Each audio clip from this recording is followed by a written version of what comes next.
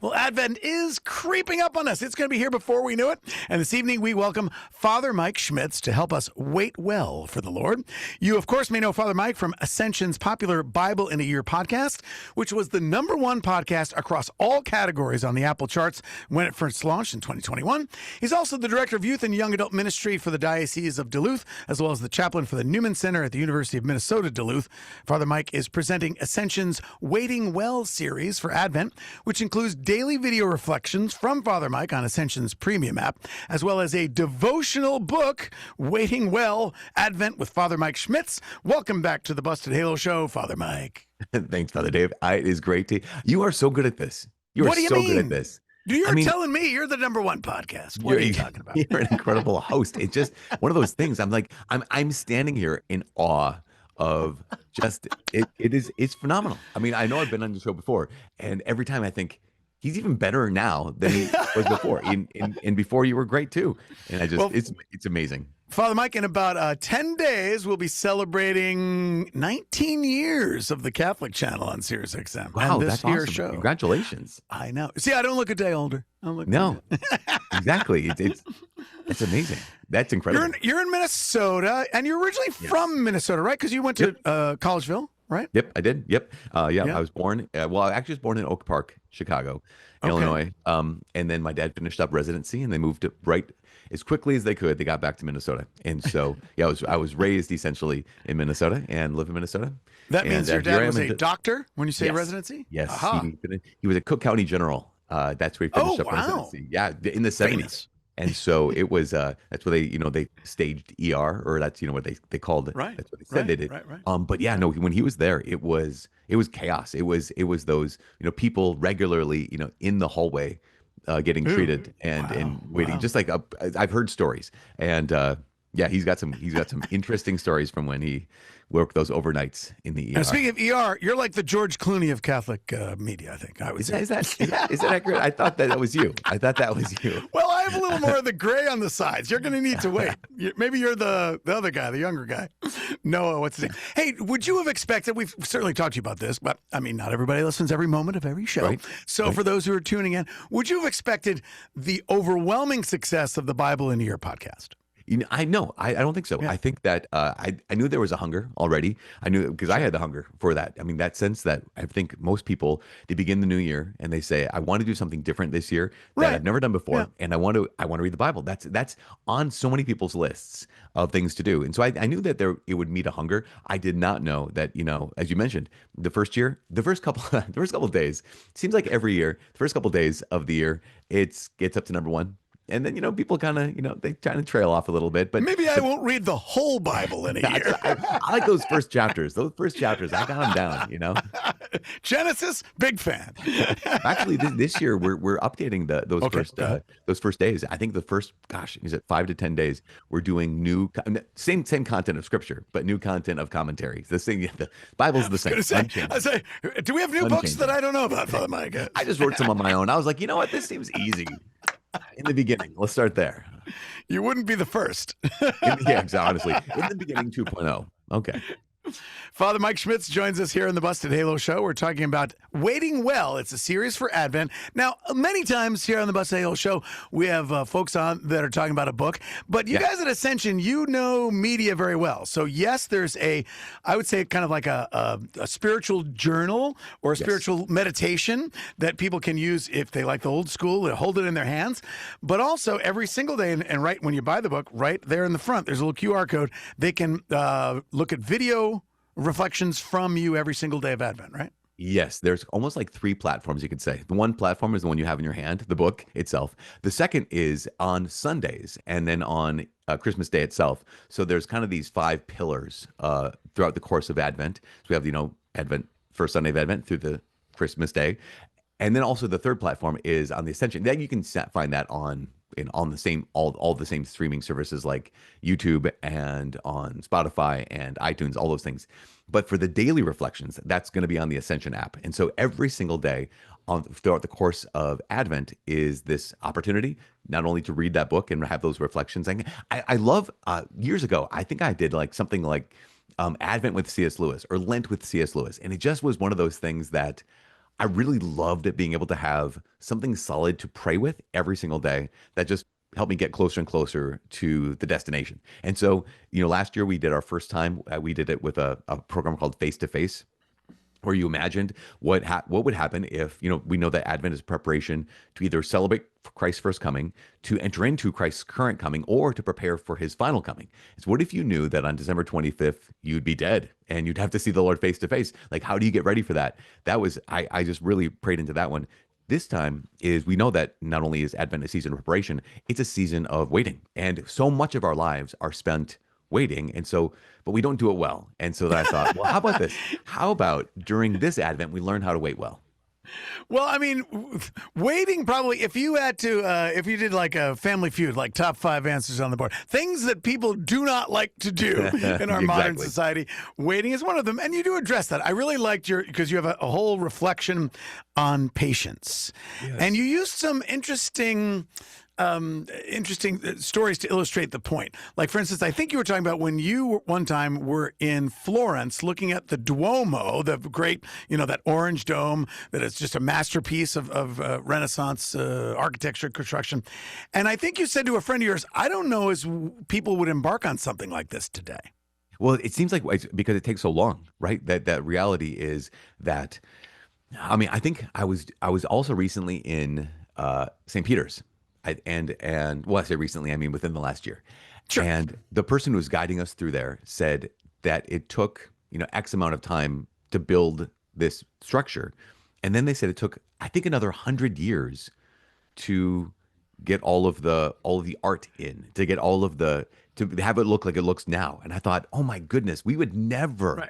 Right. Never. I want it now. I mean, if we can get this, if we could just, maybe 3D print some stuff and like get it up there, right. I don't know if we would be able to wait for something. Well, I mean, I have to say I'm pretty spoiled living in New York City because my Amazon orders, like, if I have to wait 2 days, that's a lot. Like, wait, isn't he going to just bicycle up to my door like in an hour? I mean, we get so spoiled by that. And that's one thing to say. Obviously, not everybody on the planet has those kind of luxuries like we do. Right. But it's also another element to say that what we're focusing on during Advent and what you're spotlighting in this series is the fact that some things in life are worth the wait. Yeah. Yeah. And honestly, because there is an aspect, I mean, think about delayed gratification across the board is better for human beings, just emotionally. It's better for us relationally. It's better for us even neurochemically. That delayed gratification is helpful for us. And when there are things that are worth waiting for, then that we do it differently. And so one of the things we realize is that waiting is not passive. I think a lot of times that's how we do it. We do it wrong. So we wait and we think, well, I'm just sitting here. I'm sitting here as the clock is ticking. I'm sitting here as, take off another chain on the Advent wreath, or take off another, the string of papers, or open the Advent calendar, as opposed to, I would say, waiting is not passive. Waiting is, you're meant to be engaged while waiting, engaged with the moment right now, because God's doing something. That's the crazy thing, that sometimes we think, well, no, once I get to the destination, that's when I'll be done. That's when I'll be happy. That's when I'll now have the thing I'm waiting for. As opposed to this moment, God is doing something that if I don't enter into this moment, I will actually not be ready to enter into the thing I'm waiting for, or the thing I think that I'm waiting for. And so, yeah, I think when we get to that place where we believe that waiting is just passive, then we need to move past that, and we need to realize that waiting is active. Well, and a lot of times we fill the time, right, with the scrolling or what have you. I was, about a week ago, I was on a long train trip, about 4 hours, and I actually look forward to that because I tell you, Father Mike, I actually get more work done on my laptop on the train often than I do in my very own office. Yes. And I sat down, opened my laptop, and it had one of the little icons of unhappiness, and I couldn't get it. It was completely dead.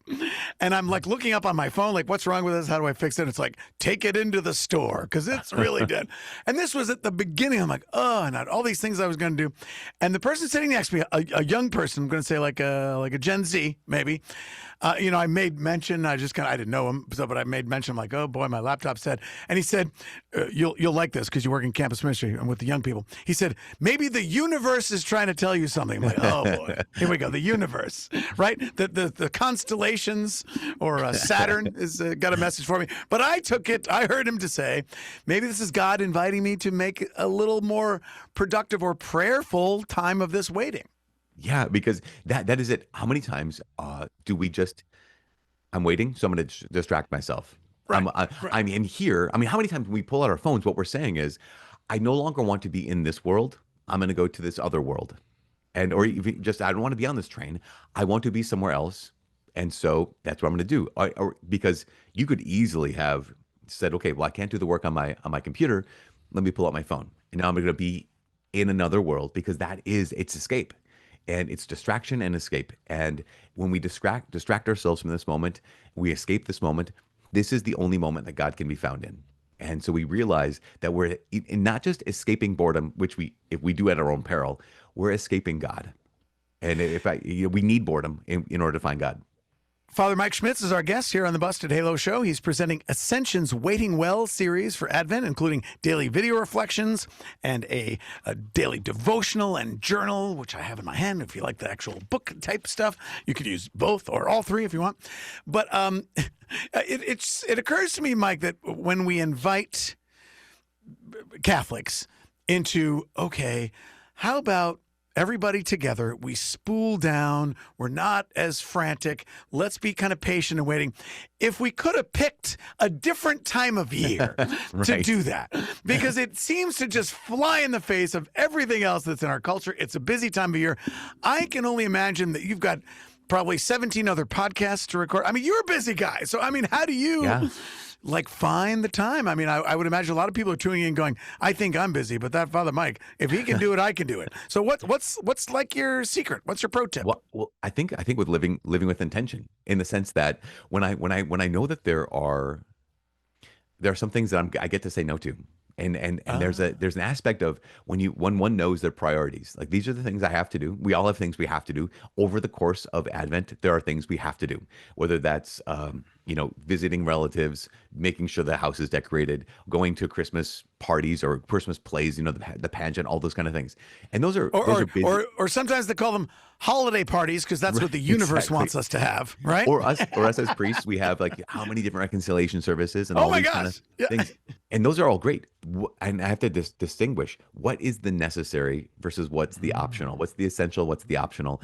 And I have to realize that no one else will choose for me. In that sense, no one else is going to slow down my life for me. And so if Advent really is a season where we're entering to this, preparing our hearts to be able to focus on the priority and be ready for it, no one else is gonna do that. And so I was talking with a couple the other day. They were talking about just the frantic pace of life.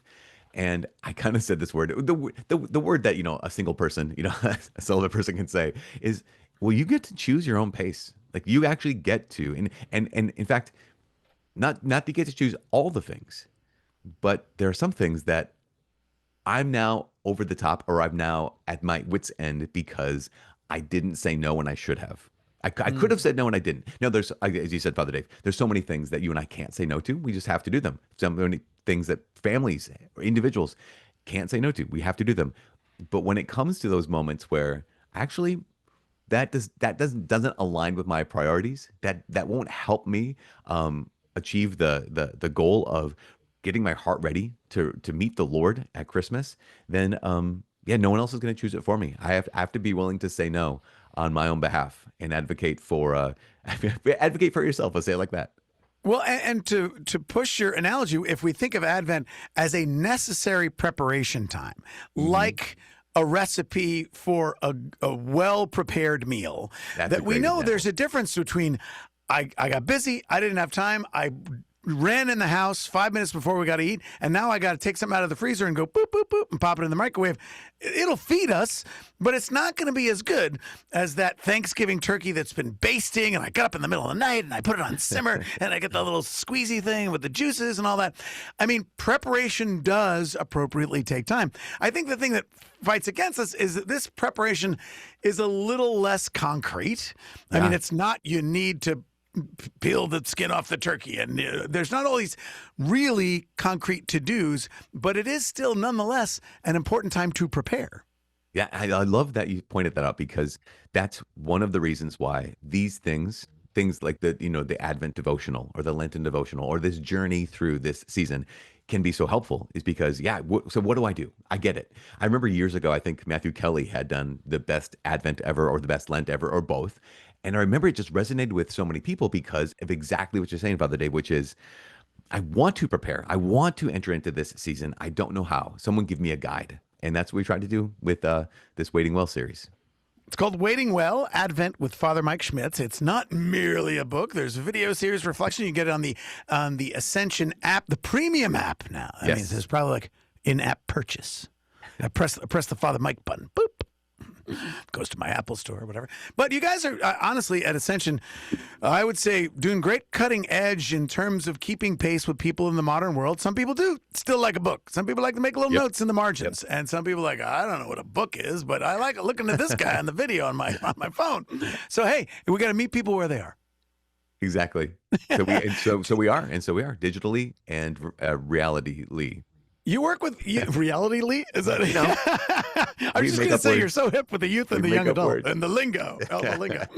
So do you find with folks, because you do campus ministry, so college age, but also youth and young adult in your diocese there in Duluth, do you find that people are want to get away from the technology? Do they make a distinction between, like, spiritual life should be just like in front of a candle, I want to be analog, but obviously some people are embracing the technical side of a spiritual devotional? No, I think that, yes. Here's what I think, yes.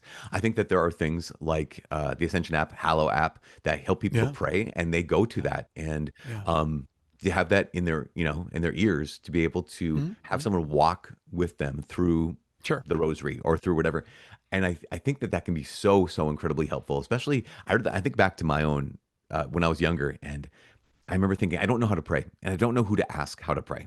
And someone would say, well, here's how you pray. And I think that's great, but are there any other resources? And so I'd read some books on this. And I think to be able to have this accessibility to, like, and not just kind of surface level, but profound spiritual life resources is really helpful. But when I'm in the chapel, I will see students with their phones out, with their AirPods, so they're listening to something. But I see paper, I see books in their hands. I see, like you're saying, people marking up their books, and the same devotionals that or even just books of spiritual resources that were big for us are still important. Introduction to the Devout Life. People love, I mean, our current students love that book. Anything by Jacques Philippe is just incredible. Everyone loves those things. And so I see across the board, both people utilizing technology, but also utilizing paper and pens. Father Mike Schmitz, our guest here on the Busted Halo Show. We'll put links on our radio blog, bustedhalo.com/radio, to where you can find Waiting Well, Advent with Father Mike Schmitz, either the book and reflection devotional version or the video devotionals or other resources from Ascension. Father Mike, I find myself in the same time zone as you. I know Wisconsin and Minnesota. Sometimes it's like New York and New Jersey, but any recommendations while I'm here? Should I get some cheese while I'm here? You need to get some cheese. You need some cheese. I don't know if you drink beer. Spotted Cow is Spotted Cow is a local. It's a Wisconsin beer. You can only get it in Wisconsin. Okay, all right. People recommend that one a lot. If you you're in Milwaukee right now. Madison. I'm in Madison. Oh, even better. Go to the Great Dane.